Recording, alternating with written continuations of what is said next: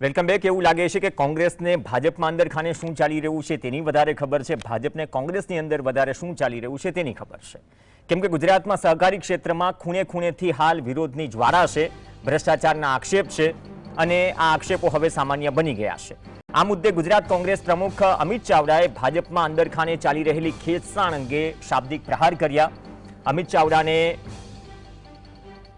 ભાજપના જે નેતા છે અને ઇફકોના ચેરમેન છે દિલીપ સંઘાણી અંગે સવાલ કરાયો તો તેમણે કહ્યું કે મારે દિલીપ સંઘાણી અંગે કંઈ કહેવું નથી, પણ તેમને જે સરકારમાં પત્રો લખ્યા છે અને આંતરિક ગેંગવોર કેટલી ચાલે છે તે મીડિયા જાણે છે।